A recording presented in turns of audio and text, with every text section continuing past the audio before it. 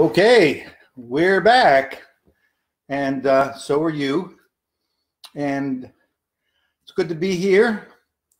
We're going to talk about one of my favorite subjects today. What is my favorite subject? The small things are important. Oh, yeah. We're busting that myth Yeah. about don't make a big deal out of the small things. A lot of small things can add up to a big piece of trouble. Yeah.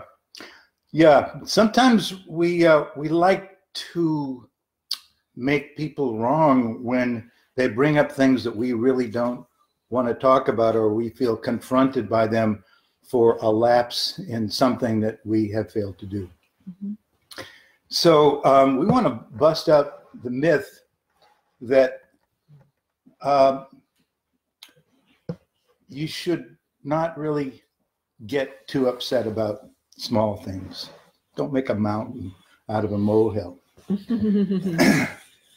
And we've had some personal experience in dealing with this issue. Yes, we have. Fortunately, it's good now. Fortunately, it isn't anything present and current. It happens occasionally, but it's rare. But it used to be a regular occurrence back in the old days, and it compromised the well-being of our relationship. So you may have been on the end of it where you were dishing out the comments like, what are you making such a big deal about this for? Chill out. Don't sweat the small stuff. You're making a mountain out of a molehill. Or maybe you were the person that was told to you. What are you making such a big deal out of this for? Which isn't a question at all. It's like a reprimand or an accusation that you're making something bigger than it needs to be.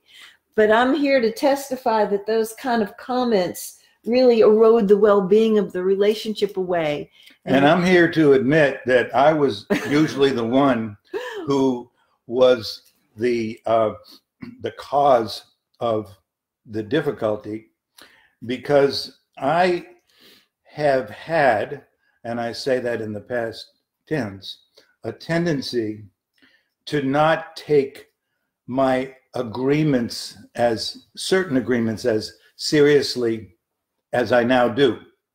And one of the ways that I would rationalize it is that, well, that's not as big a deal as Linda's making it out to be, or, so I was 10 minutes late. I mean, like, why get so upset about something so small?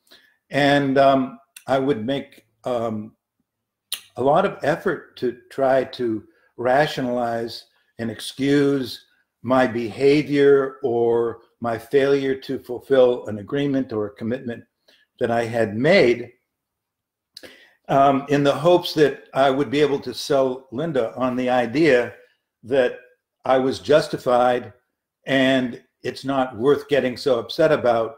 And the bottom line was, so get off my case and get over it.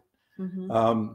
The stories and the excuses, that just made it worse for me. Yeah. Because I didn't feel valued and I didn't feel heard. And this is something that we hear a lot from the couples that we work with, that one, sometimes both of them say, I don't feel seen. I don't feel heard. I don't feel respected. I don't feel honored. I don't feel cherished. I don't feel loved. Well, okay, I get it. Okay. And these little things really, they do add up to feeling heard and seen. Everything counts. Everything counts. I'm glad to hear you say it. Yeah. Yeah. And I learned the hard way, but I did learn. I'm a slow learner, but I eventually I do get it. So it took us a while. It took me a while to finally take all of my agreements seriously. And to realize that it's not just that it inconveniences somebody to have to wait for you when you say you're going to be there and you don't show up when you don't show up at the time that you agree to. It's more than just an inconvenience when somebody is expecting you to provide something that you don't provide, or you change it. It's more than that. It's a message. There's an implicit message in a failure to fulfill a commitment or an agreement that you made with somebody, regardless of how big or small it is. And the message is, I just don't really care enough about you to go the distance for everything, to make the effort that it required for me to fulfill my word. Mm-hmm. And so we not only inconvenience them or cause them to waste precious time, whether it's 2 minutes or an hour or whatever, but we actually do damage to the level of trust in the relationship by giving the other person the message that they cannot count on us to cover their back. So here's the myth. The myth is little things aren't worth getting upset about. And we're challenging that, because although there's a kernel of truth, sometimes people overuse that belief to give themselves a back door, to give themselves an out, to let themselves be a slippery slide and not keep agreements. And there's usually one in the pair who is a little firmer about the details and the small things. That would be Linda. That would be me. I'm the detail-oriented person, and I like to be on time or early. Being punctual. I have a more relaxed attitude. Yes, and you've come a long way, baby, and I'm really grateful that you did, because this chronic lateness was a broken agreement, and particularly because we fly a lot. You know, we teach in different places. I like to get to the airport really early. And so when we first started teaching and we were flying to different cities around the country and outside the country, Charlie would make an agreement that we were going to leave the house at such and such so we could be at the airport by such and such so we could have the car in the long-term parking and be there in plenty of time before the flight. And then sometimes, now this was years ago, it's not current now, but years ago, he would feel like I was being too much of a nitpicker and too nervous Nelly about missing the flight or being, you know, held up in the security line. And so he would fudge a little bit, and we wouldn't leave exactly when he had agreed to. Pretty close to it, though, usually within like 15 or 20 minutes. That was a little bit too permissive for me. And out of courtesy to me, out of honoring to me, out of really respecting that my anxiety would get so high when the traffic would be big, or we'd have to wait a while to get into the parking lot, or whatever it would be, he has stretched into my world. And when he makes an agreement, he no kidding keeps it now. And if he ever breaks an agreement, and we're not perfect, so sometimes I might break an agreement, sometimes he might break an agreement. We've got so much goodwill for all the ones that were kept that the broken ones, as few and far between as they are, they're not that big a deal. We got big karma savings and loan accounts, so we can afford to take a withdrawal from time to time. So here's one of the things that, for those of you who may be more like me than like Linda, might want to keep in mind. That it never, let me repeat that, never helps to come up with excuses. Like, really, no exceptions. It inflames things. That's not what the other person They're already needs feeling to hear. disrespected, then it amplifies it. So think about it. You know, how many times have you transgressed an agreement, that have you failed to keep it, and then faced a response from the other person that you didn't like hearing? And in those situations, how much of the time did you come up with a reason, an explanation, a justification, or an excuse for what you did? And one of the things that I've learned to do is, I really have, and I think Linda would agree with this, I've broken the habit of doing that. And believe me, it was a habit. It never failed that whenever she had the willingness and I did come to really appreciate her willingness to be honest with me about her disappointment or her feelings or whatever. I will validate that claim. I was very grateful. You're really good about only making agreements that you're willing to keep. Mm-hmm. And I feel that I'm good in that area too, that I only make agreements that I'm willing to keep. And if we either err, we take responsibility for it. Yeah. So one of the habits that I broke was the habit of automatically, immediately justifying. Well, no, I'm talking about another one now. Agreeing to something, a request that Linda made. I would very quickly, like in a nanosecond, reflect on whether this is something that I can do, rather than something. Is this something that I'm committed to do? Yeah, not just willing to do, but am I really committed to agreeing to this and doing it? Because if I'm not, then we need to do a little bit more negotiating. Like maybe I can commit to something else or something similar, or just tell me no. Or just say no. Yeah. And if it's really a no, I'd rather you just be straight up with me and just tell me no, and then I'll handle it myself or do it some other way. Yeah. I don't want you making agreements with me that you're not really behind, because I know that sets us up for trouble. Mm-hmm. And the part of if you can really clear the small things that are bothering you, and that's a gift to the other person, that they don't have to deal with it. So if you can let go, and you really can let go, and it isn't bothering you anymore, it's over. But if it continues to bother you, then you have to talk about it. And believe me on this one, if you're the person who's having a complaint brought to you, you want to do everything in your power to welcome it.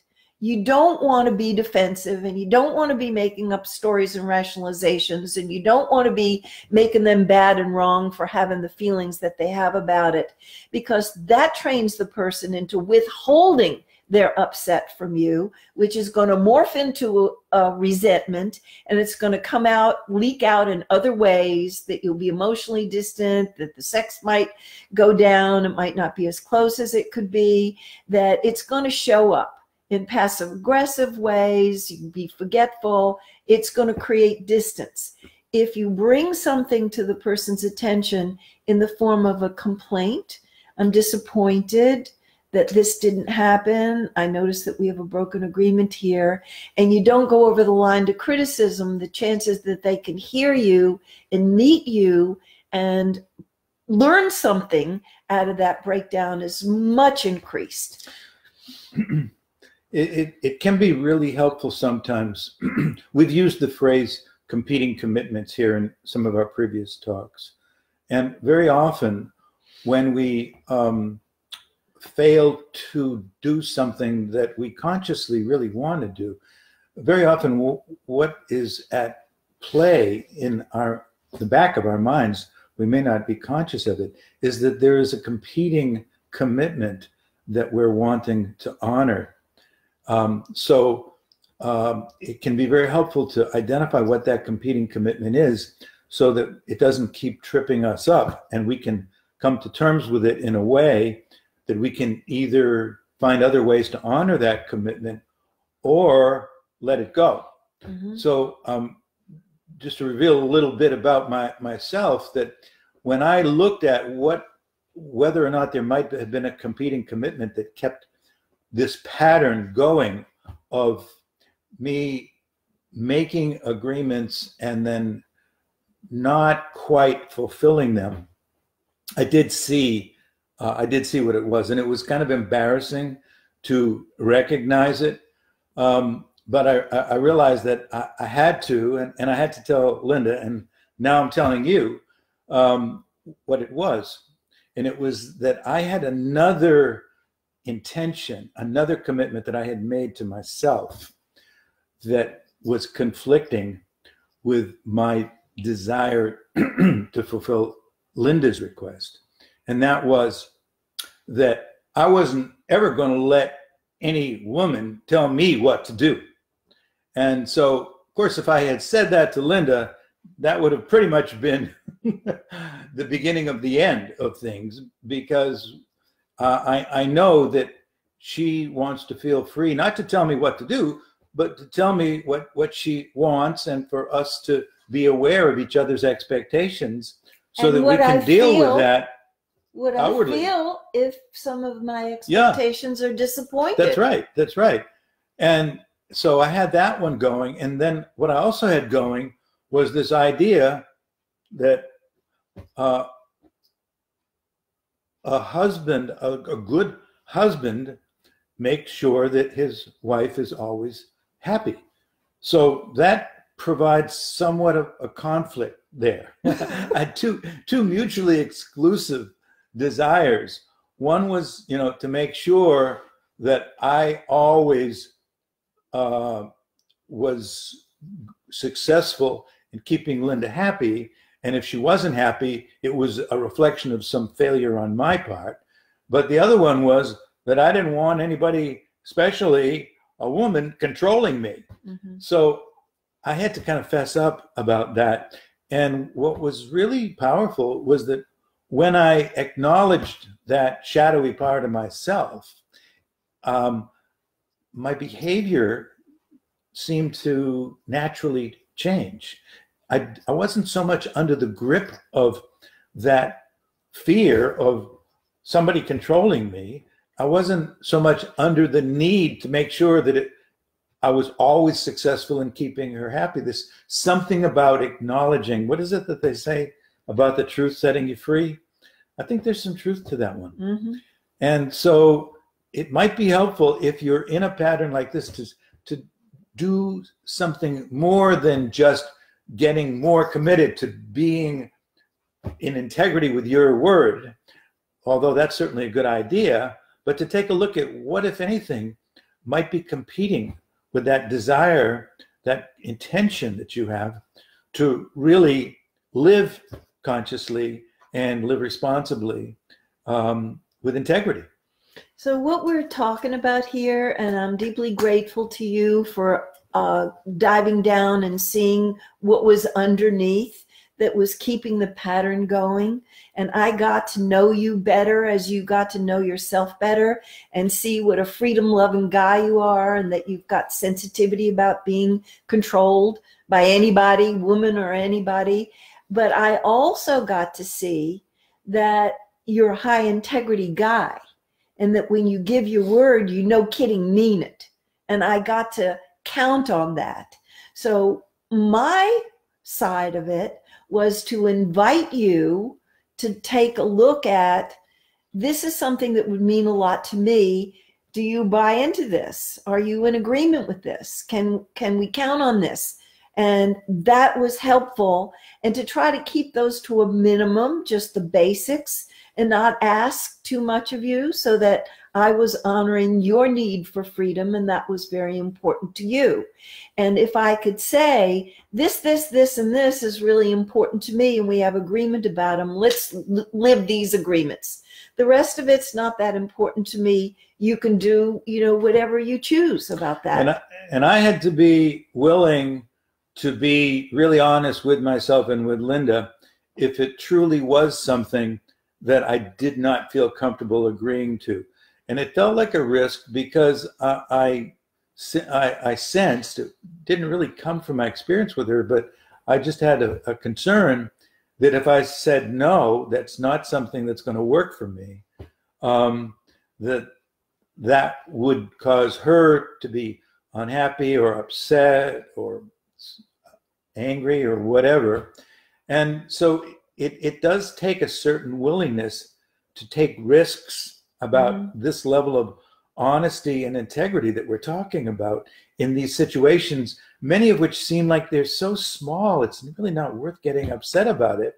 But it actually is much better to let yourself feel the upset, to communicate it responsibly rather than in a shaming, blaming way, so that you can really create a more respectful understanding of each other. So when I would bring a disappointment, about a broken agreement, some place where I felt dissatisfaction, I would make introductory remarks before I would bring it up. I don't have to do so much, teeing it up now. But at first I did. And I'd say, I'm not bringing this up to be critical. I don't want to shame you or blame you, make you wrong. I'm bringing this up because I feel like it's important for the well-being of our relationship, for you to know how distressed I am about this so we can deal with it. And it's a good rule of thumb to check yourself out before you bring up the dissatisfaction, to make sure that your intention is clean, that it is for the well-being of the relationship that you're bringing it up. And it isn't to lay a guilt trip on them and to make them bad and wrong, because that's going to get you into more trouble. What we want to do is to go for the gold, to have the best loving relationship we can have, to have the sturdiest trust that we can have, to have the most openness and transparency so that the relationship is free flowing. And the only way we can do that is if we reach for our own maturity, for our own responsibility, for our own integrity, and invite our partner to meet us there. And we realize it's a tall order. But if you have the goal of having great relationships in your life, that's one of the direct ways to get there.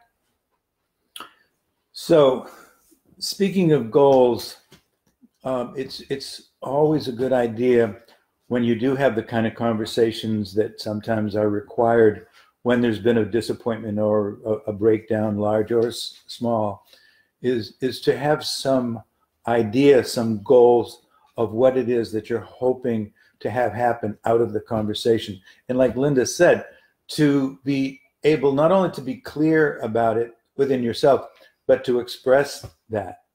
Because in the absence of any clarity about what your partner's goal is or what their intent is, there may be a tendency to assume that, or particularly if we do feel like we are guilty of something, to assume that they want to kind of rub our nose in it, or they want to say this in order to make sure that we learn the lesson they want us to learn.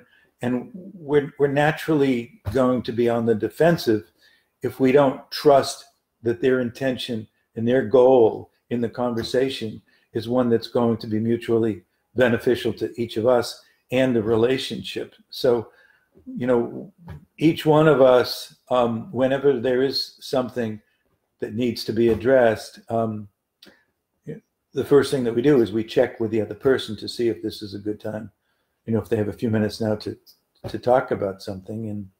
And if they do, then we let them know what it is that we would like to talk about.